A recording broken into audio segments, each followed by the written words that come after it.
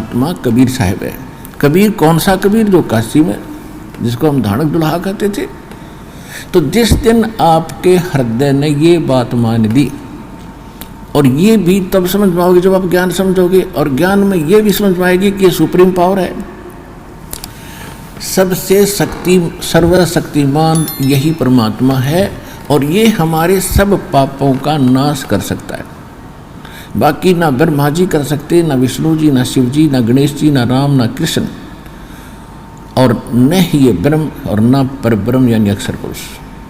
केवल परम अक्षर पुरुष यानी सत्य पुरुष कबीर साहब, ये हमारे प्रारब्ध यानी किस्मत में लिखे हुए पापों का भी नाश कर देते हैं।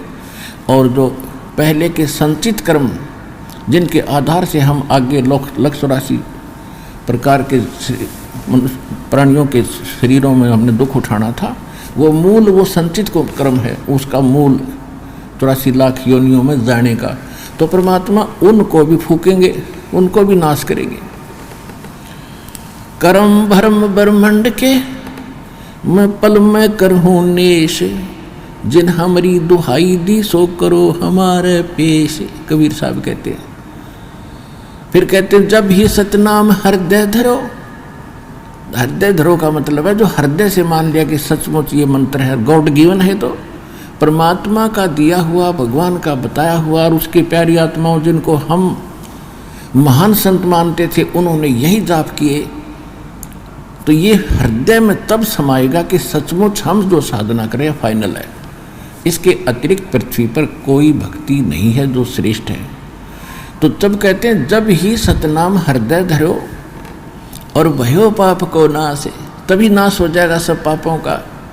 और जैसे चिंगारी अग्नि की और पड़े पुराने घास, तो 1,00,000 टन सूखा घास पड़ा हो और उसमें एक माचिस की सीख जला कर उसमें लगा दे, उसने सारे न जला कर राख कर देगी और चलेगी, फिर तेज आंधी उस स्थान को भी साफ कर देगी।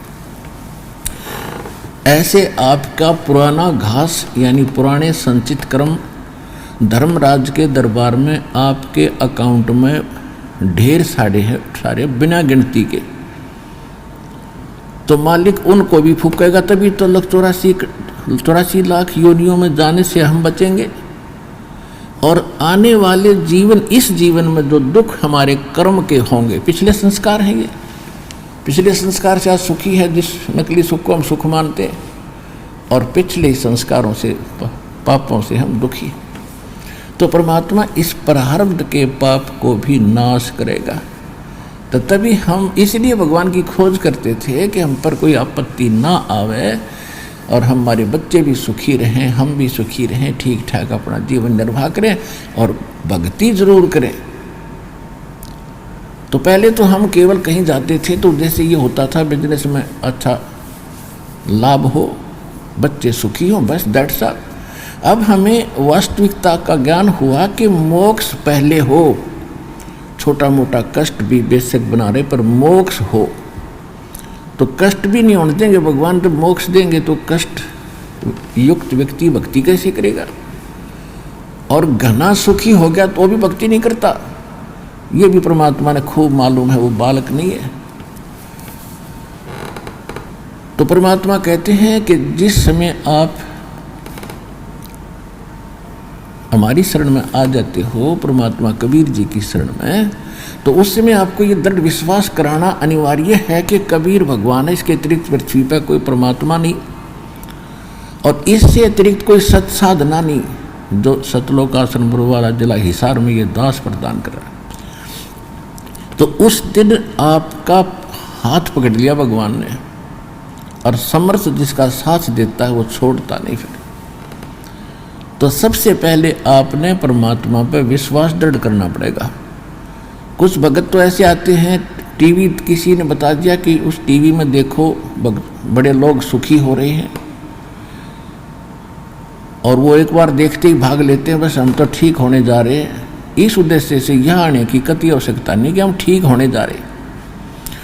उसके साथ साथ इंटरव्यू जो भक्तों के अनुभव आते हैं, उसके साथ साथ ज्ञान भी बहुत बताते हैं, उस पर भी ध्यान देना चाहिए आप जी ने कि हम उद्देश्य क्या ले रहे हैं, ये सुख देने का। तो सबसे पहले यहाँ आने वाले भक्त को ये जान लेना चाहिए कि हम मोक्ष देते हैं, हमारा ठेका मोक्ष देने का है। यहाँ पर हमारा मूल जो काम है, आपको जन्म जन्म असंख्य जन्मों के संकट से, इस दीर्घ रोग से, जन्म और मृत्यु के रोग से छुटवाने का हमारा मूल काम है। बाकी रहे जो कष्ट हैं आप पर, ये भी निवारण करने पड़ेंगे जब आपसे भक्ति करानी है भगवान ने। तो संकट में भक्ति हो नहीं सकती, लेकिन थोड़ा बहुत संकट भगवान जान कर रखते हैं, क्योंकि सुखी होते ही जीव भगवान बोलता है। ये ऐसी बुरी आदत है हमारी। तो परमात्मा क्या बताना चाहते हैं कि जब ही सतनाम हृदय धरो और भयो पाप को नासे, जैसे चिंगारी अग्नि की